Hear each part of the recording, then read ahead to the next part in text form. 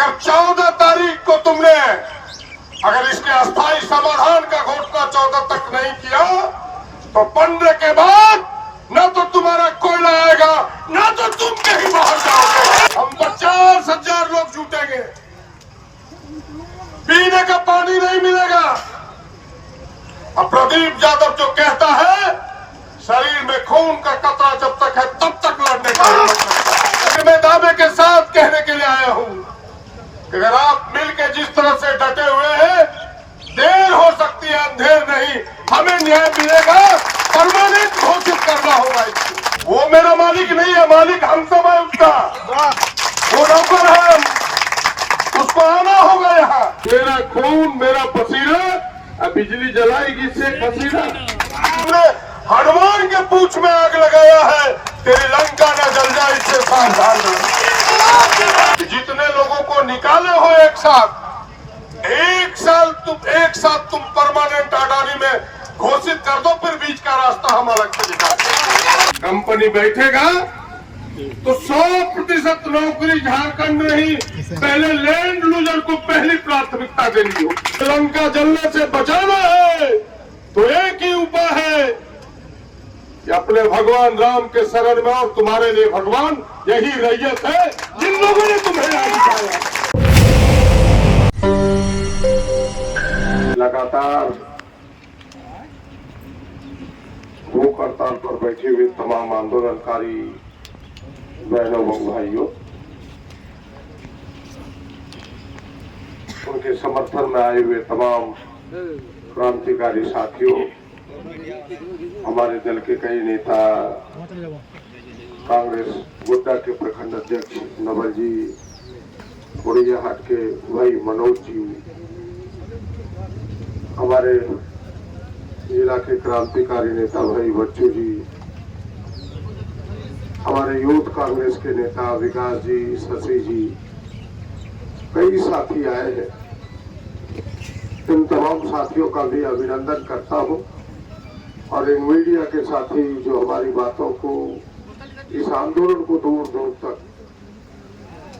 हमारी आवाज को पहुंचा रहे हैं, उन सबका स्वागत करता हूं। इनके लिए एक बार जोरदार तालियां सबकी को दी।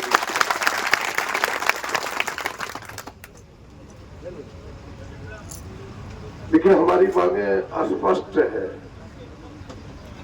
और मैं आपको एक बात बताऊं, कोई सुने या अनसुने में यह समझता है कि यह राजनीतिक मंच है तो उसकी भूल है।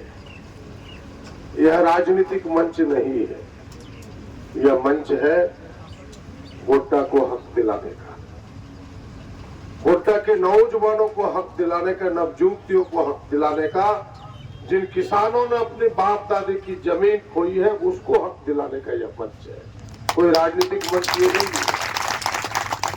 और बिल्कुल उसी भाव से, उसी विचार से आपके बीच उपस्थित हूं। मैं किस पार्टी से हूं नहीं हूं वो तो बात की बात है, सबको पता है कि भाई हम कांग्रेस के हैं, तो सब लोग जानते हैं कि हम कांग्रेस के हैं।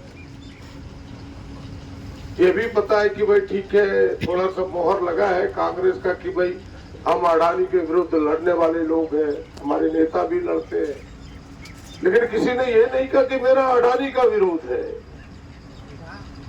अडानी के शोषण का विरोध है, अडानी के गलत रास्ते का विरोध है। और आप सबको याद होगा, आपने गौर नहीं किया होगा, जब अडानी यहां बिठ रही थी, जमीन एक्वायर हो रहा था, उस समय भी मैंने कहा था कि गोड्डा के लोगों तुम्हें भरमा रहे हैं लोग। हम ये नहीं कहते कि अडानी मत बैठे, लेकिन पहले जो हमारे सवाल है उसका समाधान होना चाहिए। हमारी जो शर्तें हैं उस पर एग्रीमेंट होना चाहिए।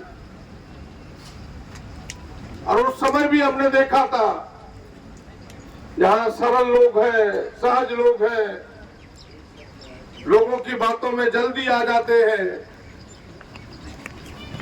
कि भाई गोड्डा की जमीन 2014 में राजेश भूषण यहाँ के डीसी हुआ करते थे, आज भी उसके पूरे प्रमाण है। डीसी ऑफिस में भी सरकार के पास कि भाई जमीन का दाम तय करने का अधिकार उपायुक्त को है, डीसी को है। उन्होंने यहाँ की जमीन का दाम पहले 42,50,000 करोड़ पर एकड़ तय किया था। कुछ कुछ अलग अलग भी थे। पुड़ियाहाट की जमीन का 32 लाख पर एकड़ था, सुंदर पहाड़ी का 37 लाख था। इस तरह तरह के थे। मुआवजे को यदि 4 से गुना करें तो कहीं 1.5 करोड़, कहीं 2 करोड़ पर एकड़ होता था। और उसी समय अडानी का हट हुआ। 2014 के बाद आप सबको यह नियम पता होना चाहिए कि एक बार अगर उपायुक्त दाम तय करता है तो वह 3 वर्षों तक चलता है। जैसे ही अडानी ने अभ्यावेदन दिया डीसी के यहाँ, सरकार के यहाँ, गोड्डा की जमीन का दाम घट गया। 3.25 लाख पर एकड़ कर दिया, 3.25 लाख पर एकड़। और ये मैं कोई कहानी आपको नहीं सुना रहा हूं, ये पूरी सरकार की फाइल का बात है, जिसे मैंने विधानसभा में अभी कई बड़े बड़े जगहों पर जाके कहा है। और इसी की जांच के लिए मैं आज तक लड़ रहा हूं। तो मुआवजे आपको कितना मिलता? 3.25 गुना 4 बताओ जी। 13 लाख। भारत और गणित बहुत कमजोर है। 13 लाख रुपया, 13 लाख रुपया मिलता। मेरी लड़ाई वहीं से प्रारंभ हुई। मैंने पहली लड़ाई वहीं से प्रारंभ किया और विधानसभा में किया कि भाई अडानी को लाभ देने के लिए आप हमारे रैयतों का, हमारे किसानों की जमीन का दाम क्यों घटा रहे हैं? जो राजनीतिक रूप में थोड़े जागरूक लोग हैं उन्हें याद होगा कि पहला शख्स था कि 3 दिनों तक झारखंड के विधानसभा को किसानों के हित में मैंने चलने नहीं दिया, तब सरकार को कदम पीछे करना पड़ा था। और फिर सरकार ने कमेटी बनाई, जिस कमेटी ने दाम किया, तय किया 12 लाख, 10 लाख, जो आपको 50 लाख रुपया मिला, वो उस लड़ाई का परिणाम था।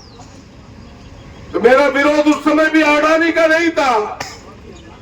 अडानी को अगर 3.25 लाख रुपया अगर दाम फिक्स रहता तो अडानी को 8,000 करोड़ का मुनाफा हो रहा था, उतना आपको घाटा हो रहा।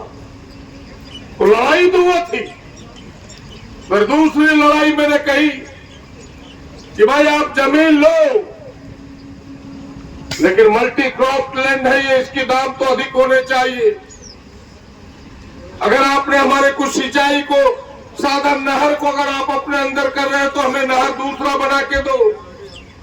कई चीजें थी उसमें, हमने लड़ाई उस पर प्रारंभ की थी। और सरकार के कानून थे। आप सबको मैं इसलिए बता रहा हूं कि आप भी जाने कि मूल लड़ाई मेरी क्या थी। कि 2012 में यही झारखंड सरकार ने कानून बनाया था, जिस कानून का नाम है एनर्जी पॉलिसी 2012। और वो एनर्जी पॉलिसी 2012 हमने नहीं, झारखंड सरकार ने बनाया था कि कोई भी कंपनी पावर प्लांट यहां बैठाएगी तो 25% बिजली सस्ते दर पर इस राज्य को देना होगा। आज भी वो कानून है। और उसमें था कि 12% तो अधिक सस्ते दर पर, 13% जो खर्चे का है उस पर देना होगा। आप समझिए, इस अडानी के लिए सरकार ने उस समय कहा नहीं, अडानी की पूरी बिजली जाएगी बांग्लादेश, झारखंड को बिजली नहीं मिलेगा, मोतिया को नहीं मिलेगा, पटवा को नहीं मिलेगा, सोंडिया को नहीं मिलेगा, सबरुआ को नहीं मिलेगा, पूर्वी पेटवी, रगनिया, देवंदा, बारन किसी को नहीं मिलेगा, मालीगंगा को नहीं मिलेगा, किसी को नहीं मिलेगा। तब मेरी दूसरी लड़ाई इस बिंदु पर था कि भाई इसके लिए क्यों कानून बदल रहा है? कानून तो सबके लिए बराबर है, संविधान तो सबके लिए बराबर है, लेकिन आखिर जीत उन्हीं की हुई। उन्होंने इसी पर एग्रीमेंट किया। और अडानी की यार पूरी बिजली जा रही है बांग्लादेश, सबको पता है। इसीलिए हमने उस समय एक नारा भी दिया था, आप सबको याद होगा, वो नारा बड़ा हिट हुआ था पूरे देश में। वो नारा चर्चित हुआ था कि मेरा खून मेरा पसीना, अब बिजली जलाएगी शेख हसीना। हमने इस नारे को दिया था उस समय, बेचारी शेख हसीना बिजली जलाते जलाते चली गई। अब क्या एंजॉय करो बुढ़ा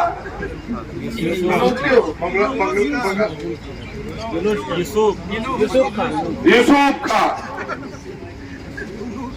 वही न्यूज का ये बात देखिए तो कहानी ये है मेरे लड़ाई का ये था। तीसरा मेरा था कंपनी बैठेगा तो 100% नौकरी झारखंड में ही पहले लैंड लूजर को पहली प्राथमिकता देनी हो। दूसरा लैंड लूजर के बाद बचेगा इस 10 किलोमीटर के अंदर जो प्रभावित गांव है उनके परिवार के नौजवानों को नवयुवतियों को देना होगा और इससे बचेगा तब गोड्डा के लोगों को देना होगा और इससे बचेगा तब दुमका देवघर पाकुड़ और साहबगंज बचेगा तब झारखंड।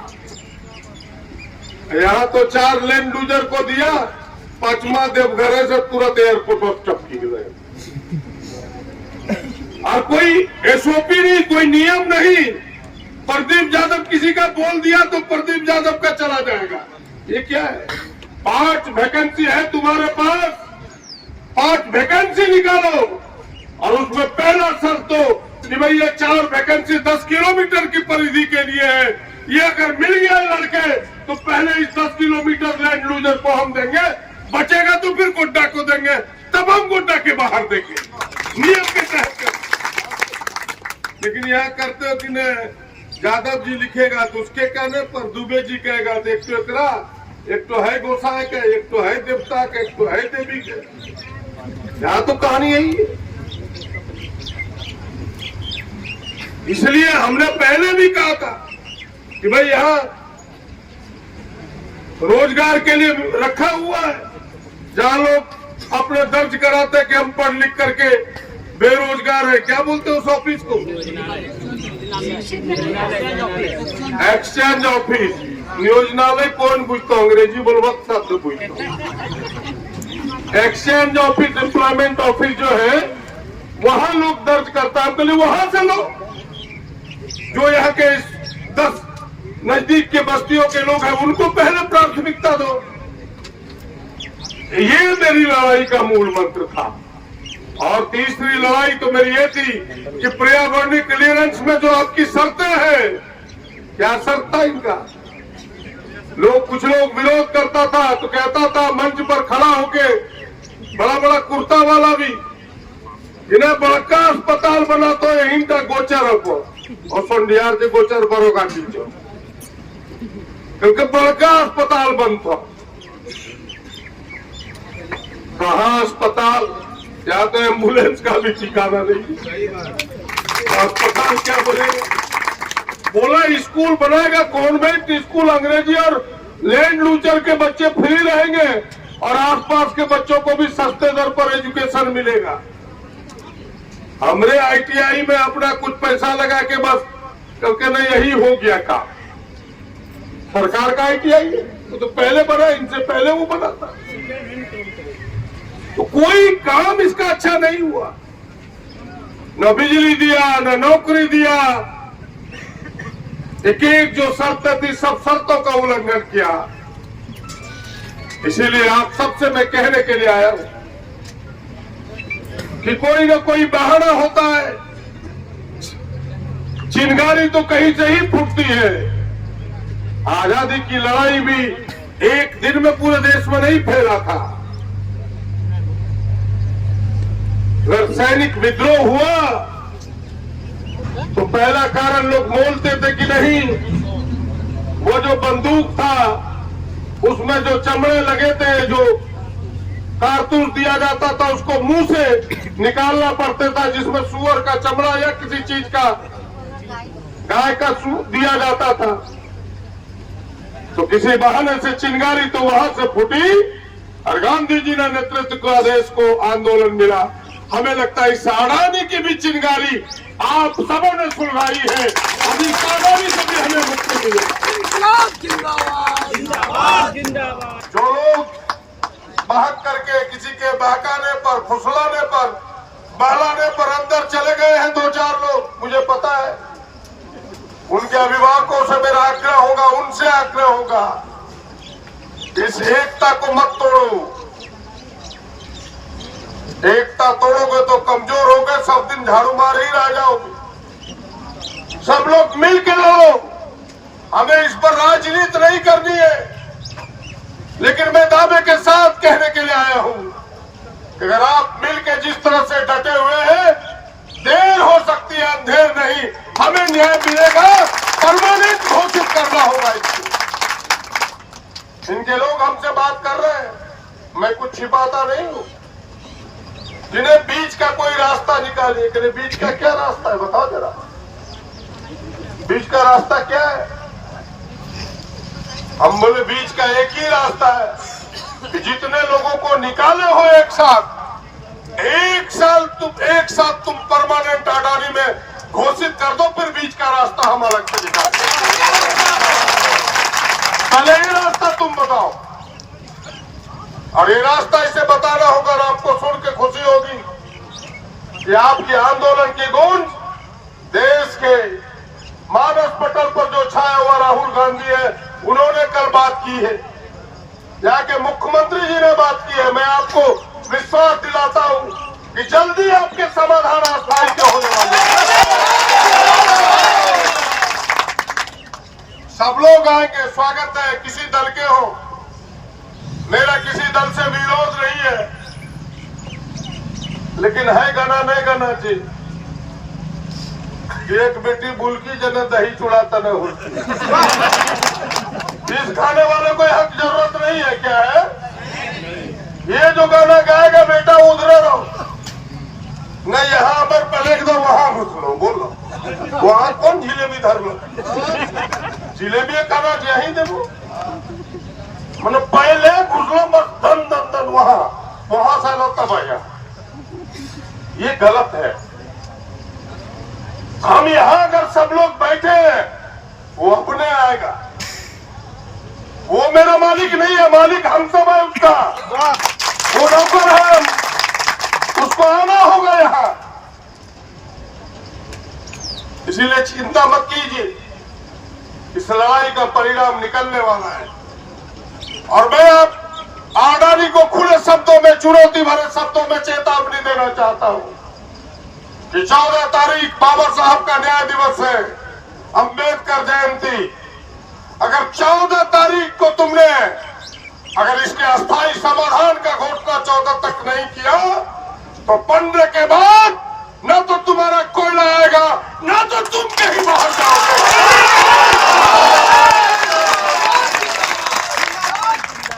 हम 50,000 लोग जुटेंगे, पीने का पानी नहीं मिलेगा। अब प्रदीप यादव जो कहता है, शरीर में खून का कतरा जब तक है तब तक लड़ने का से लड़ेंगे। और यही तो मैंने पहले आपको कहा कि यही लोहा गर्म है, इसी में हथौड़ा चलाना है। आपने चिंगारी जरूर सुलगाई है, लेकिन यह चिंगारी केवल आपका कल्याण नहीं, पूरे गोड्डे के नौजवानों का कल्याण करेगा। बहुत ठगे हो, बहुत धोखा दिए हो। एक एक आदमी बेचारा कोई गार्ड बनना चाहता है तो वो अनफिट हो जाता है तुम्हारे यहाँ, और दूसरे जगह का लोग तुरंत फिट हो जाता है। क्या गलत करे कि सही? थक जाइए, कहते कहते नहीं लेगा। हम कहते मेरे कहने पर मत लो, लेकिन लो तो तुम मोतिया का लो, सोंडिया का लो, समरुआ का लो, देवंदा का लो, मानिकपुर का लो, मालीगंटा का लो तो यहाँ के लोगों का लो, पकड़िया का लो। लेकिन तुम बाहर के लोगों का तुमको खूब पसंद है। नदीर हो पारो देखो, बहुत लोग भूल गए कि गलती करे जो बोलो। और नदीर है पारे खूब पसंद, और नदीर है पारे बड़ा करकट्टो लागे। कहानी यही है। हम कह रहे कि नदी के इस पार के लोगों को पसंद करो। बस मेरी लड़ाई इतनी है, आप इंतजार कीजिए। मैं आपसे पुनः विनती करूंगा कि आप ध्यान बिल्कुल शांतिपूर्ण तरीके से इस प्रकार बैठे हैं। आप चिंता मत कीजिए, जल्दी आपके समाधान के रास्ते निकल रहे हैं और समाधान में कोई कंप्रोमाइज नहीं है। कुछ लोग इस बीच में राजनीति का नाम देते हैं, मुझे उससे कोई तकलीफ नहीं है कि कौन राजनीति करने आया है, कौन नेतागिरी करने आया है, किसका इलाका है, सब लोग आए। हम इसका समाधान चाहते हैं, किसी के हाथ से हो, मुझे कोई तकलीफ नहीं है।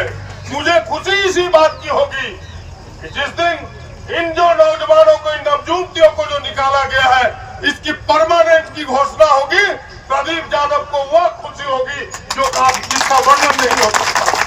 हम तो केवल सहयोग के लिए खड़े हैं, हमें नाम नहीं चाहिए, बहुत नाम हो चुका है। हम तो केवल आपके साथ खड़े हैं और फिर से उसी बात को दोहरा रहा हूं, ये मत समझना कि ये केवल धरना है, ये मत समझना कि केवल भूख हड़ताल है, समझो कि यह चिंगारी है। पलीता में तुम्हारा आग लगा है, तुमने हनुमान के पूंछ में आग लगाया है, तेरी लंका न जल जाए, इससे सावधान तुमने हनुमान के पूंछ पर आग लगाया, कल रामनवमी भी है।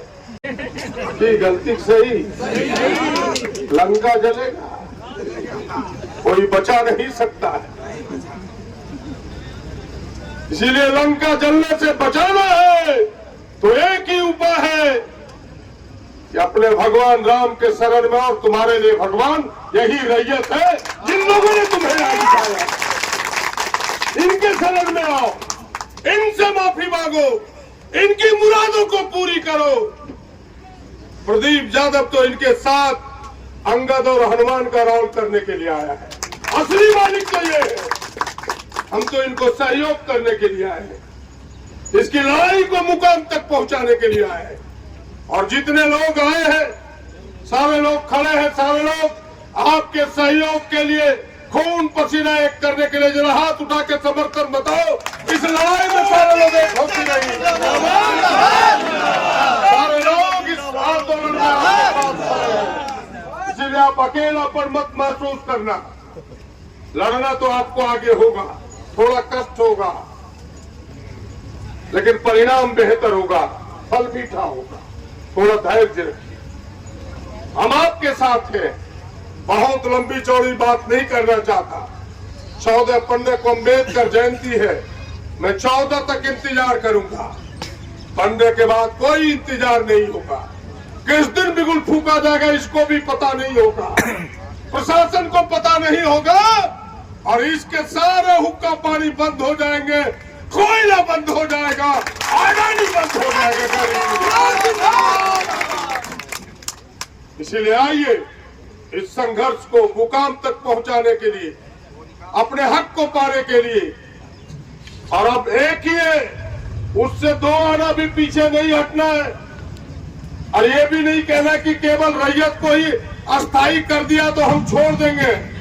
उन रैयतों के साथ जिन बेरोजगारों को बाहर निकाला है, उनको भी साथ लेके चलना है कि नहीं, उनको भी अस्थायी देना होगा। नहीं तो वो फूट डालो, शासन करो, हमें पता है ये चल रहा है फॉर्मूला, आप उन्हें मत छोड़ना। हम तो सबके साथ हैं कि जो लोग भी आए हैं सबको एक साथ अडानी कंपनी का घोषित करो, बस एक ही हमारी मांग है। पहला मांग पूरा करो, अपना विश्वास पैदा करो, फिर हम जैसे लोग तुम्हारे लिए खड़े होंगे, जिस तरह आज इनके लिए खड़े। बस इतनी ही मेरी मांग है। बहुत लंबी चौड़ी बात न कहते हुए, मैंने आपको कहा पहले भी कि मैं अडानी को उखाड़ने के लिए नहीं आया हूं। पहले भी मैं अडानी के विरोध में नहीं था, लेकिन यहाँ के लोगों के हक और अधिकार के समर्थन में था। आज भी अडानी को यह कहने नहीं आया हूं कि तुम भट्टी बंद करो, लेकिन मजबूर करोगे तो तुम्हारी भट्टी में पानी देने में हम थोड़ी भी कोताही नहीं करेंगे। लेकिन पहले तुम्हें यह सार्थक पहल करना होगा। और उसी पहल का आग्रह करने आया हूं, उसी पहल का विनती करने के लिए आया हूं। उनके जो लोग भी सुनते हैं, उनके जो लोग भी सिपाही हैं, उनसे कोई ऐतराज नहीं है।